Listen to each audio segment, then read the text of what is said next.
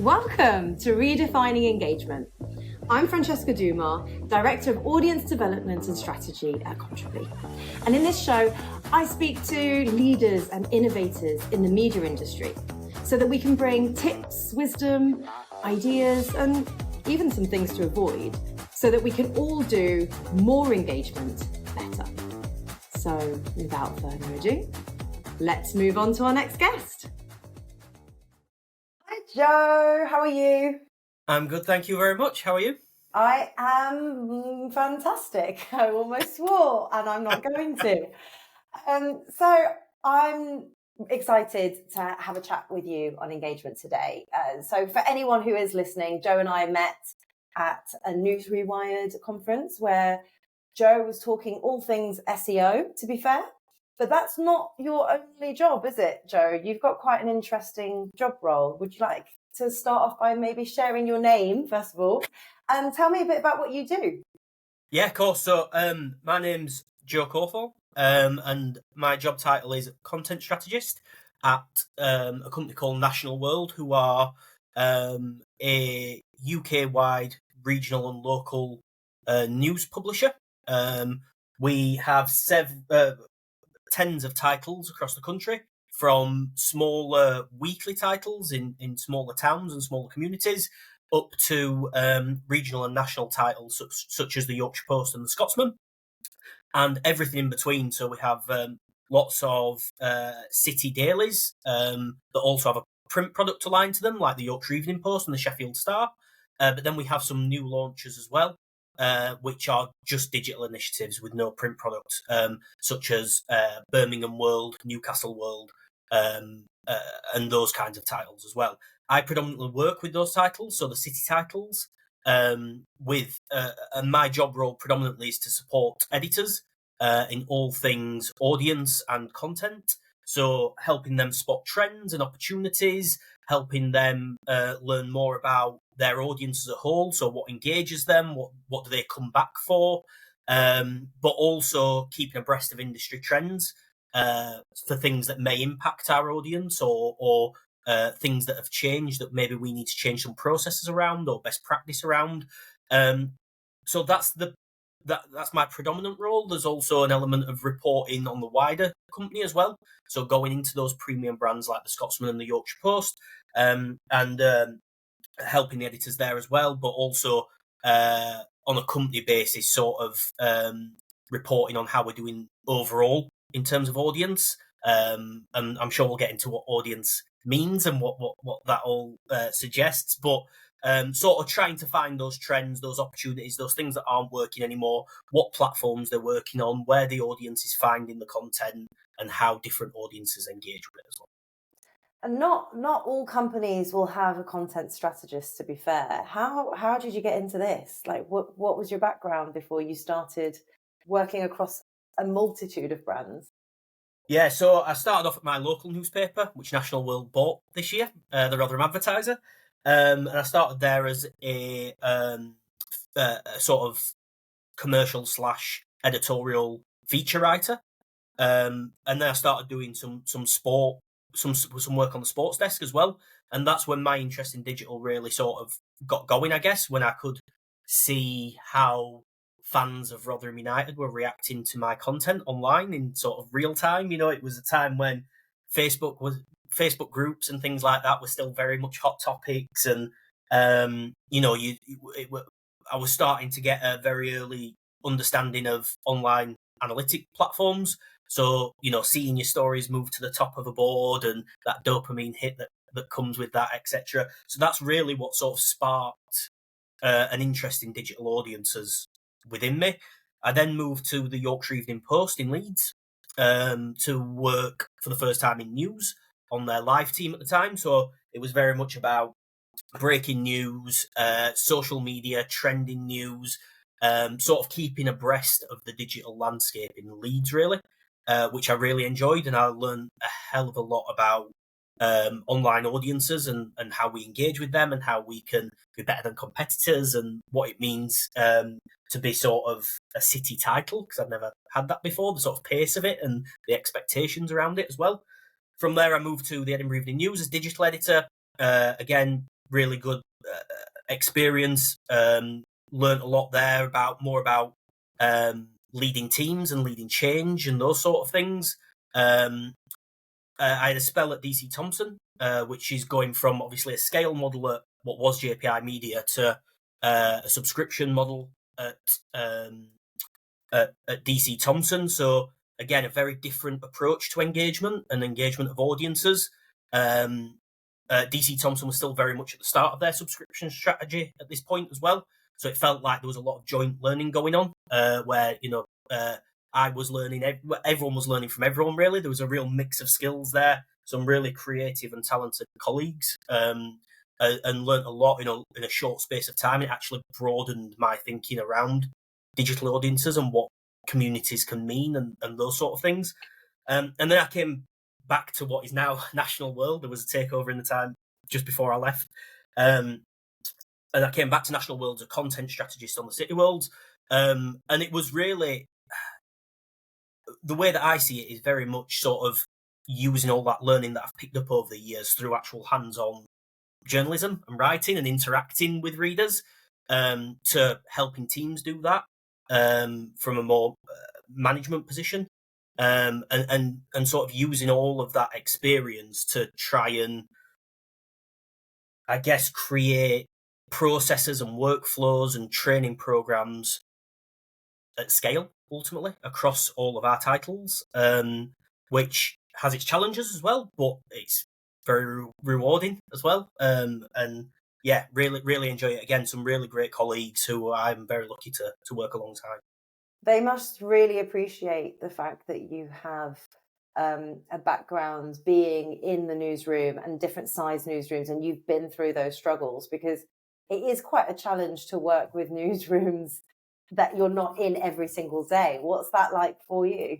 I think that is probably one of the biggest challenges, that you're sort of like a step removed from the day-to-day workings, just the communication, the workflows that newsrooms and editors have in place can change from place to place. That is one of the struggles when you're working across a multitude of websites at the same time, because getting consistency, learnings from one to the other, it is a struggle at times. But I think it's useful in the fact that, well, I mean, a lot of the people in these newsrooms I know anyway, because I've worked with them, or I've worked alongside them, or I've worked for titles in the same stable as them, or the same division, or whatever else. So, I think it helps that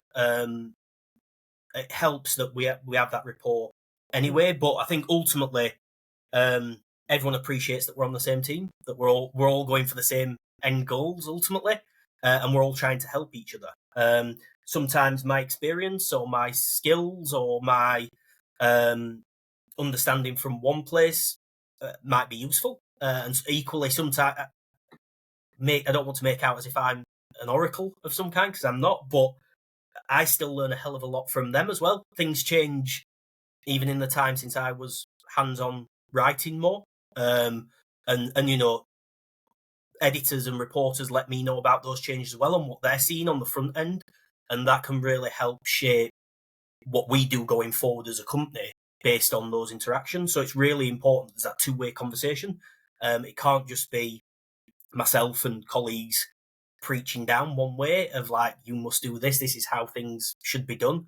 It's very much a conversation around this is the end goal that we want to get to. What have you got any ideas for how we might get there? What do you think to this suggestion? And we try and sort of resolve things together as we go along. It's weird. I'd see it as you have potentially two audiences in a way. You have your team, who's one audience that you're interacting with, and that's clearly got a really good two-way interaction that's happening. And then you've got the audience that you're aiming to work with. And there's engagement that happens on both sides. I guess my first question really on that is like, what does engagement mean to you? I've given you a little bit of what I'm thinking, but you might have a completely different view from that. Yeah, I think we've got to start really as an industry with what engagement means, and I think engagement can mean different things to different people. It can mean different things to a company as a whole who are looking at engagement in one way. but then it can look completely different to a reader in Doncaster who's reading his local title and engaging with it from his point of view or their point of view. So I think we have to be safe in the knowledge that when we are using the word engagement, that everyone in that conversation knows what it means. I don't think necessarily it's for me to sit here and say this is what engagement means, because someone who works for a different title in a different company in a different sector will have a different understanding of that word engagement. But I think as long as everyone's on the same page in the conversation that needs that context, has it, that's where it's really useful. So from my point of view, engagement definitely, when we talk about engagement with the audience, obviously in a scale model, page views are important. So how many times our articles are read, but that's not the only engagement metric that is important. So things like loyalty, how many times people come back to us, things like how long they spend on the page. So then you start to think about things like user experience and website setups and all that sort of stuff, the more technical side of things, I guess. There's engagement around, how many emails does the editor get a week?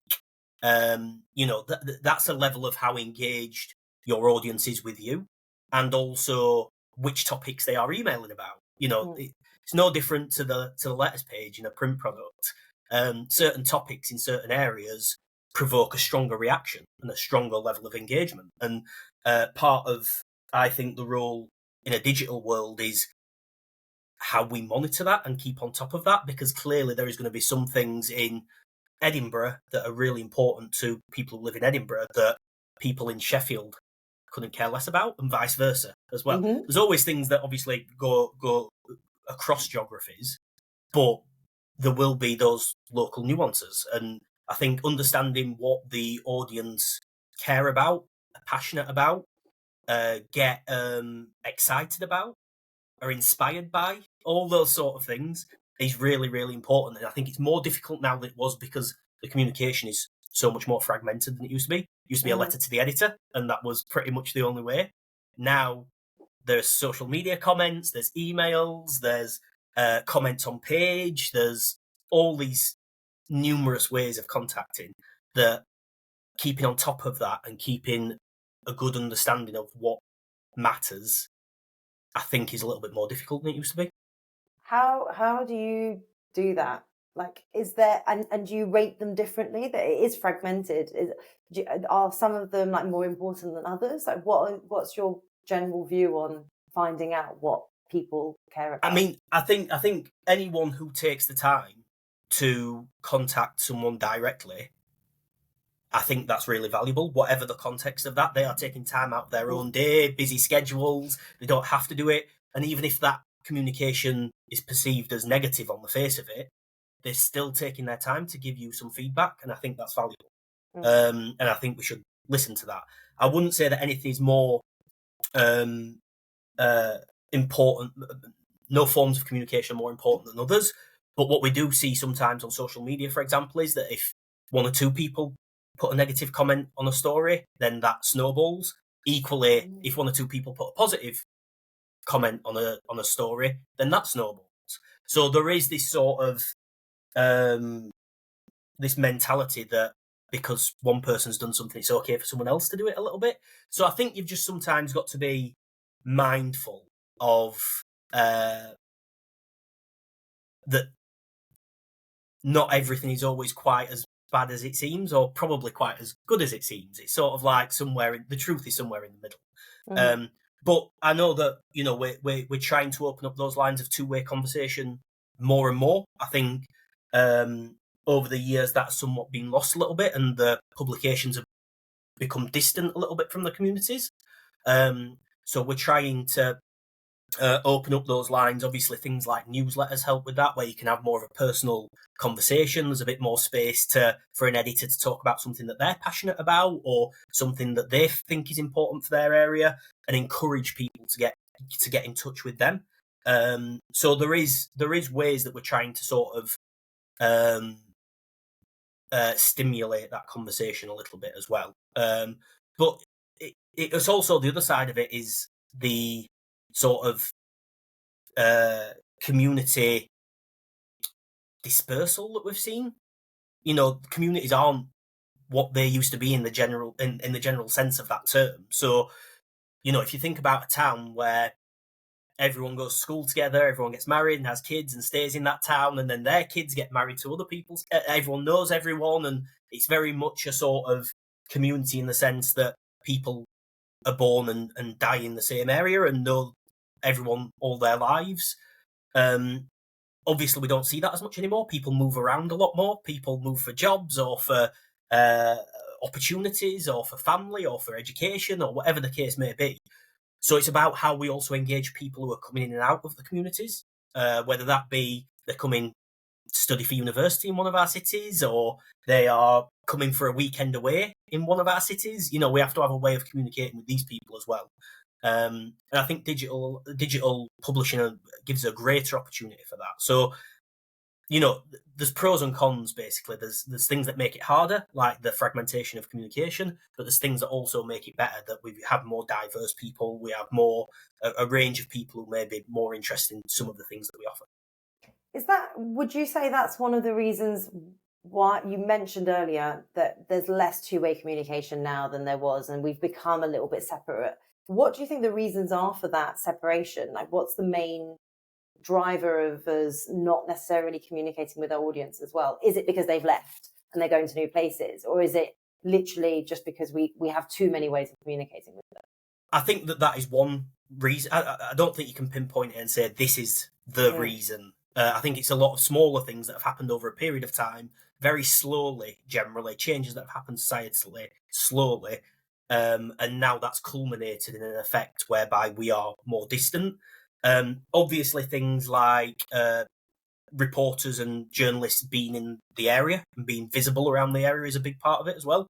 The brand being visible in the area is a big part of it. Would people who've only lived in the area for a year know what their local title is to contact if they wanted to?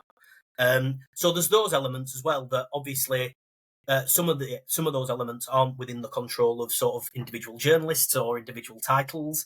But I think we have to recognise that, some of it is the industry that has moved itself away, and some of it is the community that have moved, and things are more transitional than they used to be, and some people don't settle at all, they'll move to a different city every few years, and so it can be hard to create those relationships. But I think there's more that has to be done from our side to try and reach out and offer the hand, so to speak, from a visibility point of view, from a here's what we're talking about point of view, self-promotion, all those sort of things. I think we can do a little bit better at that, I'm hoping. So we've talked about engagement and how it's changed. You've given quite a broad definition of what engagement is, which means that my next question might be a little bit more difficult. But when we talk about this engagement, what aims does audience engagement strategy deliver on? Like, what is it for? Why are we trying to do it? So, personally, I think that it ultimately comes down to what the purpose of journalism is. What are we here for? So there was a really good talk at News Rewired from one of your former guests. Matthias, I'll put the link in as well if anyone wants it. He was great. It was really good. And he was talking about what are we here for? What is our goal? What is our function in society? And I ultimately think that engagement travels in the same sphere as that question. So once we, and I use the term we, but I mean, once we as companies, as titles, once we have a strategy for what our end goal is, what our purpose is, whether we are a service to the people, whether we are a corporate company that's there to make money, whatever our goal is at the end of the day, engagement has to run alongside that. It has to push that goal forward. It has to help get us towards the strategic goal of the company. And I think the reason that the answer for engagement was quite broad is because I've worked for two different companies predominantly with two very different strategies. Mm. And if I asked a senior person in one company what engagement means to them, and a senior person in another company what engagement means to them, I think their answer would probably be quite different. And I don't personally think that either of them are wrong.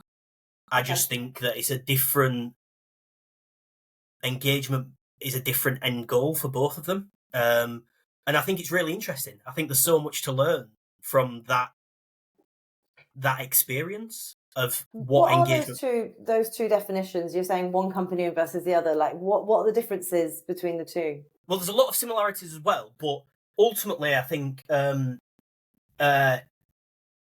if your strategy is more aimed towards a smaller audience that is perhaps a little bit more engaged, then you're engaged in the term of maybe visits your site more often, maybe is aware of what your title is and what your title does in the local community. Then the view of engagement there may be, how close is this person to subscribing to our news service? How much of an impact do we have on their life, ultimately? Whereas in a scale model, engagement may be more about less about how many times a person comes back, but more about how many people come in the first place. So there may be different ways of thinking about it, and I think in this day and age, there's markets for all. Like I don't think necessarily that journalism should be ring fenced and should be only available to certain class of people or people with a certain income. I don't think that's healthy for democracy or for people to know what's happening in their local area. But equally, I think that there is a place for that as well, for more niche content, whether that's niche geographically or niche topic-wise, for like niche publications and things like that. I think there is a place for both to live side by side, and I don't think there's a lot of good to be done in the industry when one side talks the other down necessarily. I think there's a lot more to be done when we work together. As I said at News Rewired, if all the publishers in the UK pooled their data together, their staff's experiences, their staff's ideas, their staff's skills, the industry, I have no doubt, would be in a far better position than it is right now. When we are sort of sometimes squabbling over what's the best way to do it, what's the right way to do it, to me, that's not the conversation anymore. The conversation has evolved beyond that because of the tech platforms and the changes in consumption habits and generational divides, and all these things make it now, I think, a bit bigger than that, a bit more all-encompassing. Don't get me wrong, I know it's idealistic to think that that will ever happen. We have to start there. Yeah. But yeah, I just think we've probably got more in common than what separates us. And actually our end goals, whatever they are, whether it's to get someone to pay for our service or to get more people to come and use our service or whatever it is, we'd probably have a better chance of all getting to our goals if there was a little bit more collaboration. And going back to these two very different definitions who are still trying to reach these same goals, would you say that they have the same hurdles or challenges in your experience? Like, what is stopping news brands from engaging better? Yeah, I think a lot of the hurdles are the same. So news avoidance and things like that. The Reuters report often talks about the decline in the percentage of people who actively engage with the news anyway. So I think people's consumption habits, I think people's view of the media as a whole, or the mainstream media, I think a lot of the time when a brand or a title publicly gets something wrong, that assumption is then given to local titles and local reporters who work on the local high street. It's almost like a catch-all term for, when something goes wrong in the industry. So I think there's obviously a lack of trust that comes with that. And also the fragmentation of the audience, which we discussed before, allows people to find different news outlets in different areas. And there's a wider spread now of options than there ever has been. So it's probably logical that the audiences get smaller and smaller and smaller as they divert off into other areas. So I think staying relevant is something that needs some work on in the industry. I don't mean staying relevant as in like putting a TikTok video up or something like that. I mean staying relevant as in still being a part of the community, still being an active member of what is happening in the community. And some titles are around the country are sort of put more priority on that, and more resource into that, and all those sort of things. And others, I think, they don't put as much resource into that. And so I think the hurdles are similar in a digital world, that people often get tarred with the same brush. There's a massive trust issue with the media as a whole, and the fragmented audience makes it more difficult to engage large numbers as easily. It's really difficult when you're fighting against this view of everyone's tarnishing us with the same brush. You can only do what you can do, and you can only focus on being great at the things that you do. So maybe let's talk a little bit around best practices and strategy. Have you had any strategies that have proven quite effective in engaging audiences, for example? Yeah, so I mentioned the newsletter work previously. So newsletters, particularly newsletters from the editor, and those more personal accounts, the less sort of automated sends of a list of links, and more the personally curated human element, certainly get a lot more interaction than other forms of newsletters we've found, and particularly on the sites that have a larger audience anyway. So it seems like that's a really good way of sort of cutting through the noise and speaking to the readers directly, and that encourages them to respond. I think how are people responding to that? You say that you encourage people to respond. How are people responding? What does that look like? Practically through they'll email back to the editor with their thoughts on the topic that the editor is talking about. So it may be that the editor sends out a newsletter about an ongoing, I'm just going to pull an example out of the air, but an ongoing road closure in Leeds city centre that's caused bus diversions and rush hour traffic jams, and it was due to be fixed after 3 weeks. It's now been 9 weeks, and people are getting a bit fed up with it. And the editor maybe will talk about a personal experience where they've not been able to get to work on time, or it's impacted them getting their children to school, or whatever the case may be. And that will spark more people saying, I've had a similar situation. This isn't the first time this has happened. I've heard that this. So people seem more willing to share their personal experiences. A closed road may not be the best example, but it encourages people to share their own personal experiences, and ultimately that could lead to another story. It could lead to something that is worth picking up as someone's experience, and so, which is valuable. It could lead to just intel for the editor that actually this is something that people really like talking about or have a lot of different opinions on. It may be none of those things. It may not do anything, but ultimately it's talking to people directly, and I don't think that's different. I'm not trying to say this is like reinventing the wheel or anything, but I think at times we've sort of forgot how important it is to do that, to talk to people directly, to not preach to people, to not just throw out lots of links and expect them to read them for no reason other than that they live in the same area that it's talking about. I don't think that is going to be good enough anymore. I think we have to do more to engage them. WhatsApp has been really good as well. That's a growing area. So this sort of being able to have that instantaneous sort of messaging service where people can react to links, that can give you a good idea of things that people are more interested in than other topics as well. So yeah, but I think what those two examples, what they boil down to is that personable element, that sort of there's someone else they're delivering this to you. It's not automated. It's not in a world of noise on social media or whatever else. It's sort of coming directly to you in an inbox or in a WhatsApp feed, and that feels quite personal. And if someone is willing to do that, then they are clearly engaged with the brand or what the brand is trying to do. So that automatically pulls down some of those hurdles that we were talking about earlier and allows us to have more conversations. I love that human element, and I felt like you were talking about me specifically because I happen to be in Leeds.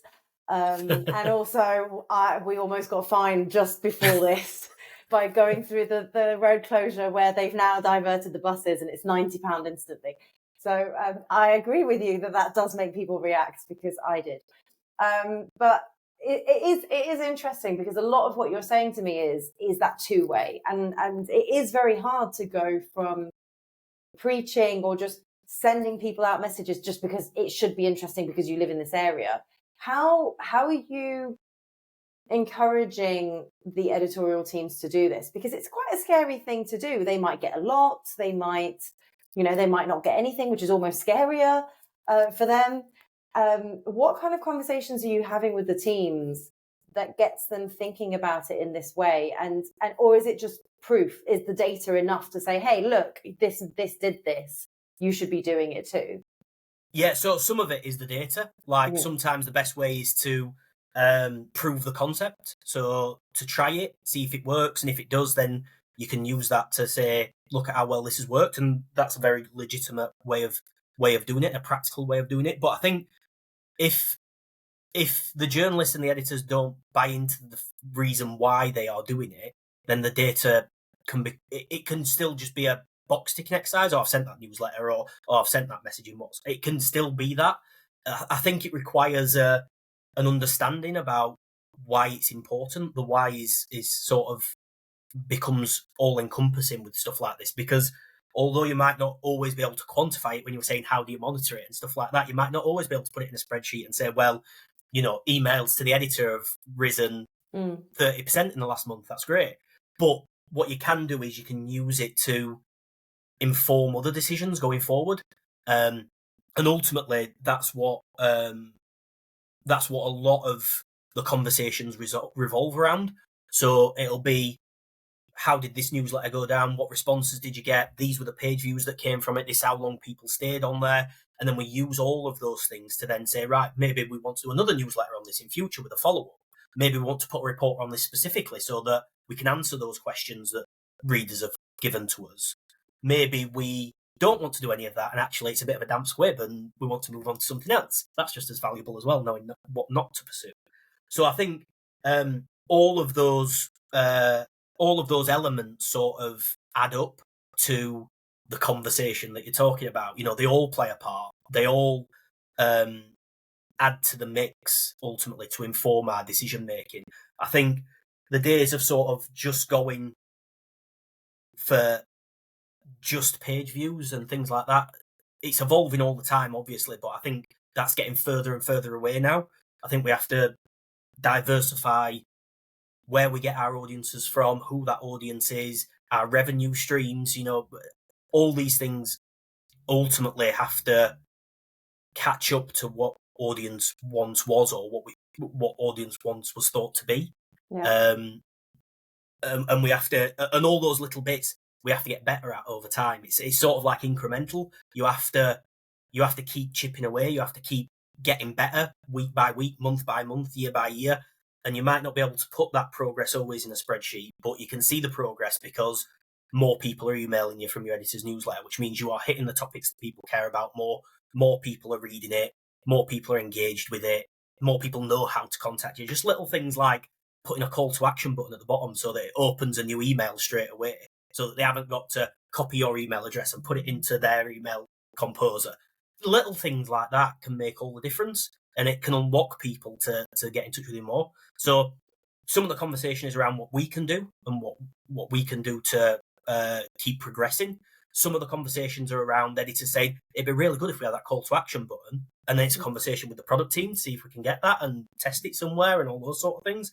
So the two-way conversation between the audience is what we were talking about initially, but there's also that two-way conversation that we were talking about earlier between the teams and us to then be able to go and make things smoother, more efficient, easier.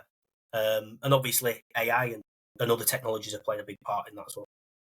That was kind of, you actually have responded a little bit to my next question, but I might ask it anyway, just in case you wanted to add anything to it, which was around that idea of at what point in the process are we considering audience engagement? You know, how does that take shape? Is it before every article? Is it, you know, the beginning every week? When do we think about this? I think it has to be in our minds at all times. I think we have a lot of conversations about knowing what the article's purpose is before it's written. Mm-hmm. So who would read this article if they came across it? Where are they likely to come across it? What would their reaction to it be? So when we think about things like user needs and stuff like that, you know, are we wanting people to just be updated with a piece of information? Are we wanting them to go away and listen to a podcast that's relating to this article? Are we wanting them to feel entertained or diverted from the day's events or some, you know, so I think it has to be part of the process right from the very start. How do we want the audience to engage with this? What do we want the outcome to be? I think that's easier said than done because that generally speaking isn't a conversation that's been happening for years and years and years, like conversations around page views have been happening for years and years and years. So there's that sort of relearning of what a piece of content can be. You know, some of the articles, particularly on our bigger sites, that have lower page views actually provoke more comments and emails and things like that. So we've got to come up with a way of monitoring that impact as well and that engagement that is away from what we've been doing for years and years and years to get a full appreciation of the impact of an article. So I think it has to be part of the conversation right from the very start. I think teams have to know what the purpose of the article is and where people are going to engage with it and which people are going to engage with it. But of course, the learning never stops, and there's always something new. Whether that's a new platform, a new social media platform, a new way to consume, a new generation that's coming through who has completely different outlook on the world. You know, I think there's all these things always happening at different speeds, and it's our job to try and make sense of that. Who's leading that conversation in your newsrooms? Is it the editor? Do you expect all of the journalists to be bringing this up? But like, it's a lot of newsrooms. It's a lot of different personalities. Is there a way that you're pushing this forward, or is it literally your team kind of bringing it up every time it happens? Like, what's that look like? Yeah, I think the onus has to be on us to sort of stimulate those conversations and to talk about, like I said at the start, you know, industry trends and what competitors are doing and all that sort of stuff. I think that's a part of it as well. But the more those conversations happen, the more naturally other people will bring stuff to you as well, because they'll just be more conscious of it. They'll be more aware of it. They'll notice those trends that you've been mentioning for the last 3 months themselves one day and bring it to you and say, I've spotted this. Do you think this is worth looking at? Or do you think this is worth talking about? So it's not a process of clicking the fingers and saying, right, now we're going to talk about user needs and now we're going to talk about emails and all these sort. You know, it doesn't work like that. But it's a sort of gradual process to start talking about some things that may have other value than just bare page views. It must be a quite exciting moment when it's the teams coming to you saying, hey, have you seen this? And I've noticed that. And like, that must be quite exciting in a sense for your team, because I genuinely love that moment. That's probably one of the best moments. I think, you know, I think when editors and reporters start taking note of those sort of things, it kind of feels a bit like a light bulb moment. And yeah, it is. It's really exciting when they spot something themselves. I love it when people spot things before me, because the conversation generally tends to be, you probably know this already, but I thought I'd flag it anyway. And I think that's a really interesting phrase anyway, because it's sort of like, it's almost like diminishing their own observations. And I think, like, I'd not noticed that. So thank you for bringing this to my attention. That's really valuable insight. should we have a conversation about what we want to do about it? Should we get so-and-so involved who maybe has a little bit more experience in this area? Or do we need to get our newsletter lead or our product manager or whoever, our social media manager for the business? Do we need to get someone else involved in this conversation to discuss ways forward? And that's when you see the collaboration really open up, because it allows you to bring other people in from other parts of the business who maybe that reporter's never worked with before or never spoken to before. And then you're sharing skills, you're sharing knowledge across the business. And that collaboration becomes stronger. It's less siloed and it becomes more natural. And then if that reporter's ever got a problem with social media again, they know the person to go and talk to. They know, and it just makes things more efficient, ultimately. I find that really interesting, that one sentence that you've just said around diminishing your own observations. Like, the fact that someone would do that, where do we think that comes from? How, and then how do you then build on that? If someone has made that conversation, like, how do you bring all of that positivity in, apart from just introducing them to the right people? It's interesting how, we expect so much from editors and social media, like from all of these people. It's a massive job for them, and it's actually really difficult. Why are they diminishing their own observations? Why do you think that's happening?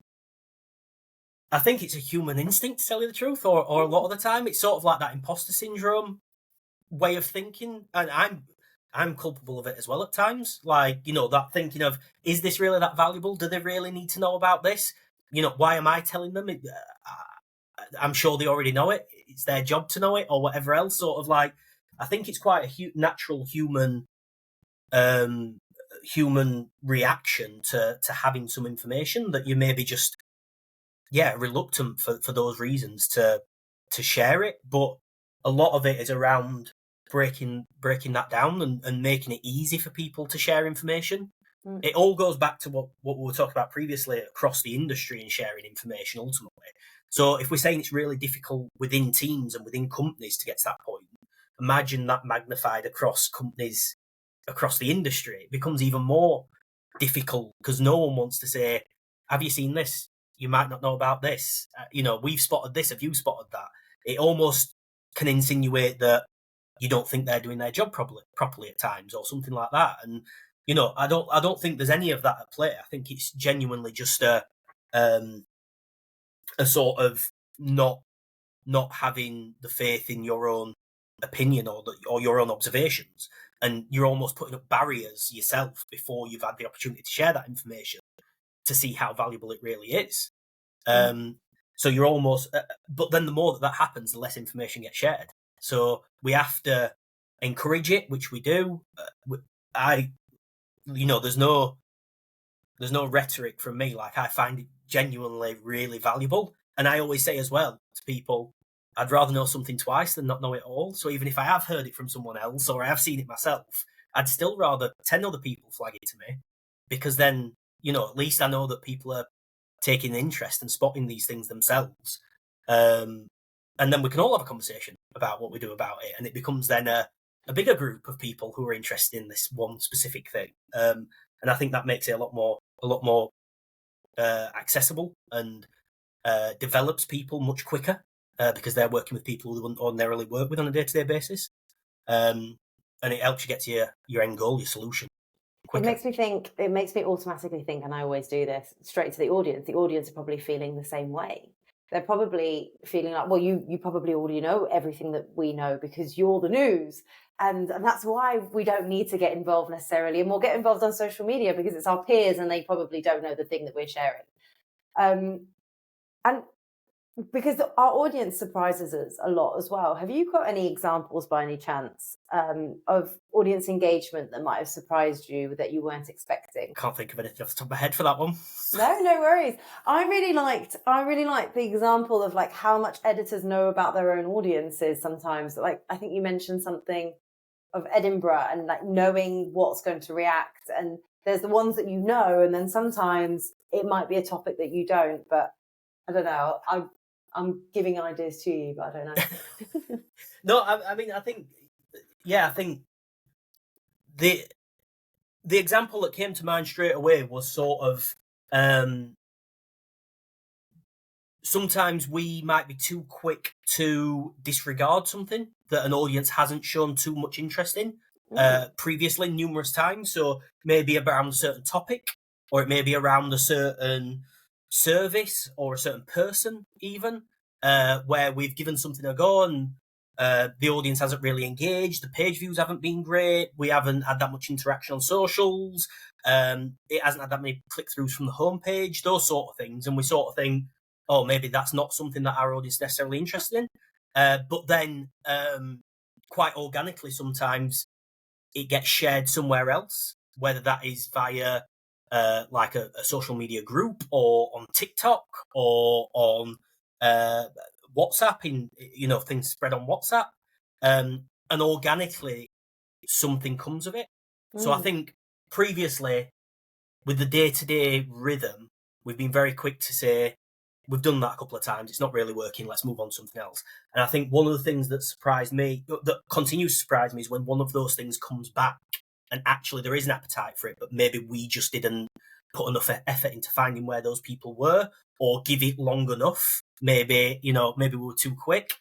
So sometimes the pace can sometimes be a hindrance, I think, which is why it's important to step back and look up from your keyboard on a day-to-day basis. Like you said, editors, reporters, they have so much on. They have so many expectations just for the day-to-day content, that sometimes stepping back and lifting the heads up can be really difficult to do.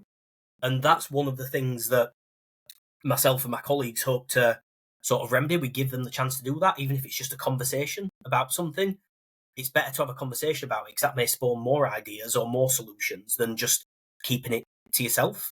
So I think in terms of surprising, it's always surprising when something that maybe we think wasn't for that particular audience comes back round, and we have to rethink what we thought previously. It changes our assumptions, I guess, is the best way to describe it.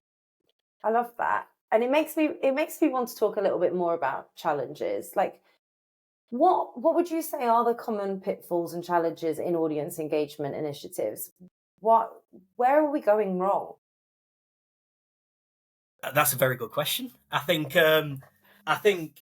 well, I could probably refer back to the last question on the pace of things. I think as an industry, we can sometimes be blinded by shiny new things rather than focusing on what's been doing well previously, or what has or what needs a little bit more resource or time or effort put into it.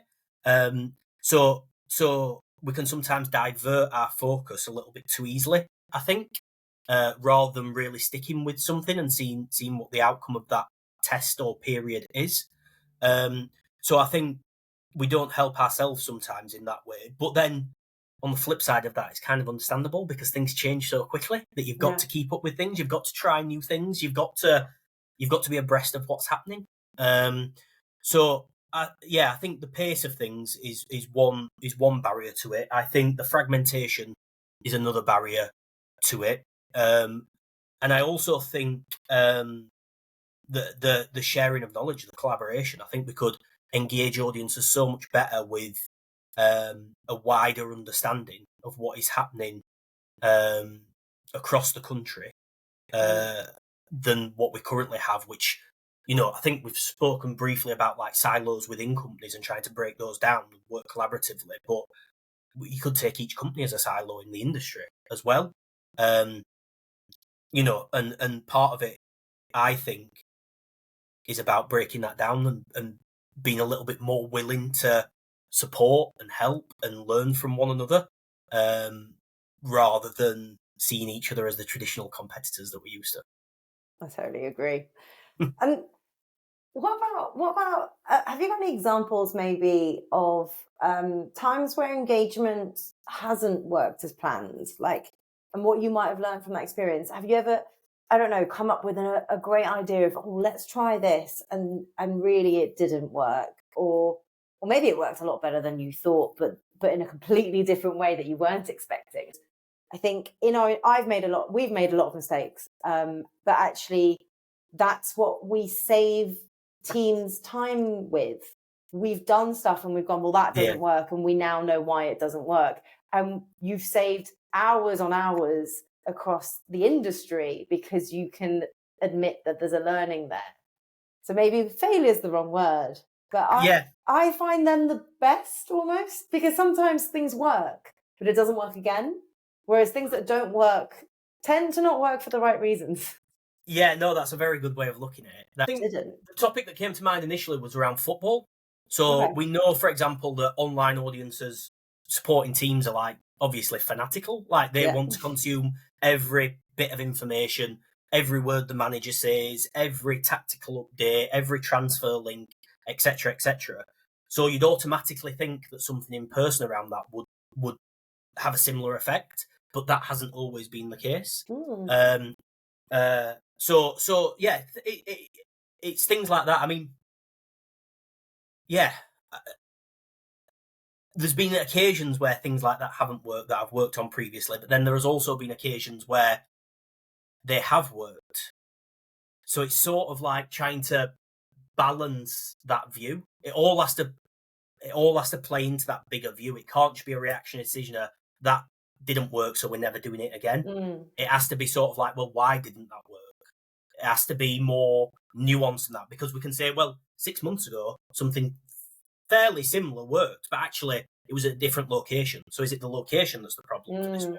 Or is it the fact that actually last time we spent a lot of money on Facebook ads to promote that event, whereas this time we did it more organically? So maybe actually, it may be more about the marketing or the other things that are out of journalists' control rather than the actual topic.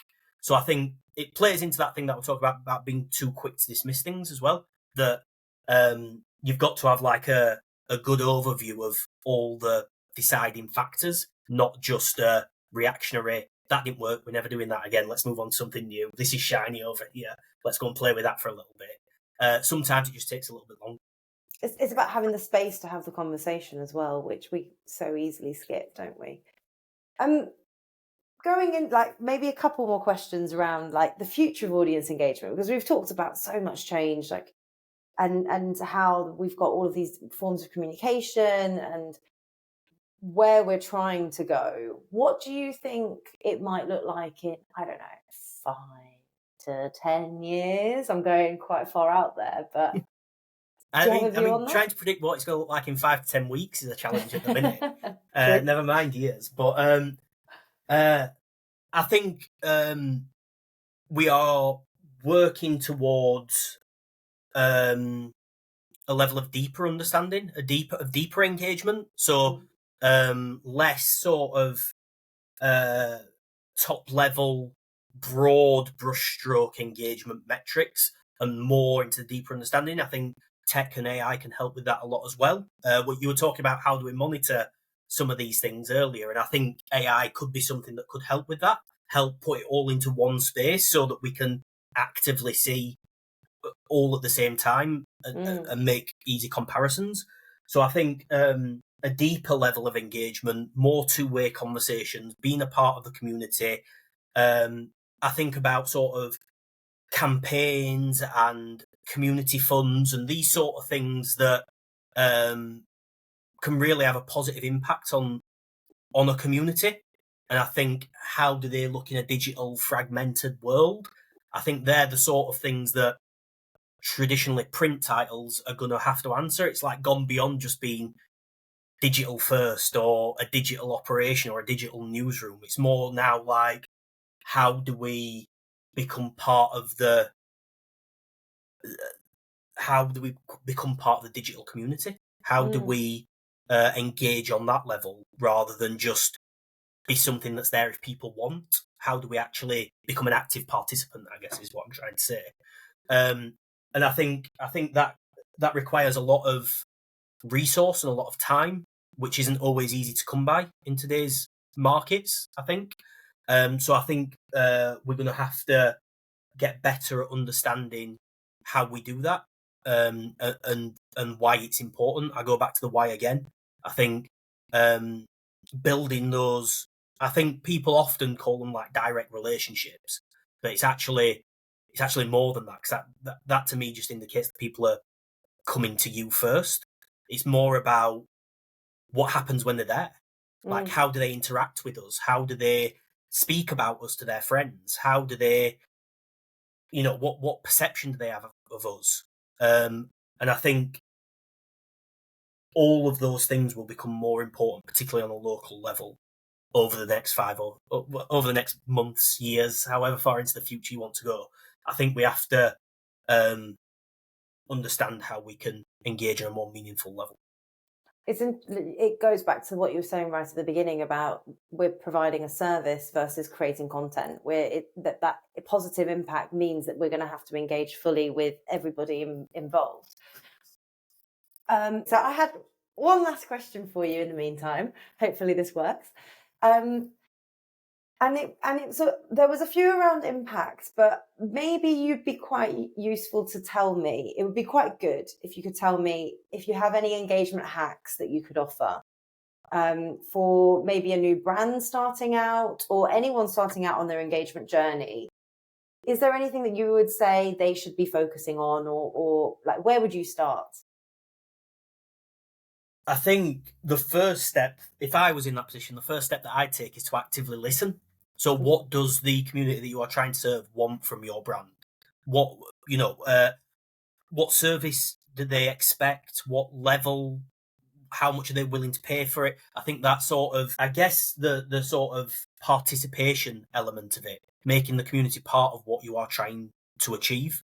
I think that would be the first step from a startup position that I take. I think historically as an industry, we have almost been reluctant to ask people what they think about us, probably for fear of what the response would be. Yeah. But I think there's so much to be gained from it. And I've recently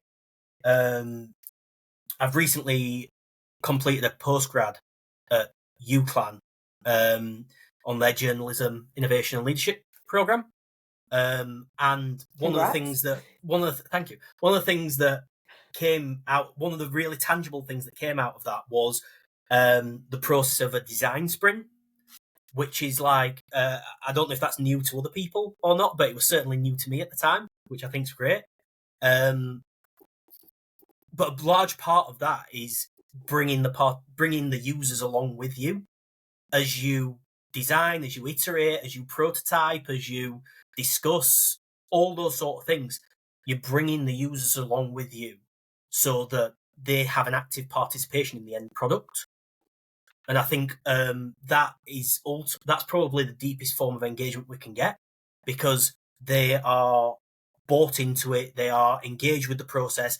You're being transparent about your goals and how it's been set up and the processes that are involved in it, all those sort of things. It's like there's no ghouls under the bonnet, so to speak. It's all very open and honest, and then I think that really focuses your mind on what that end product is like. I think what you start out with as an idea in your head may actually change quite a lot going through that process because of what the users feedback on what you've done already.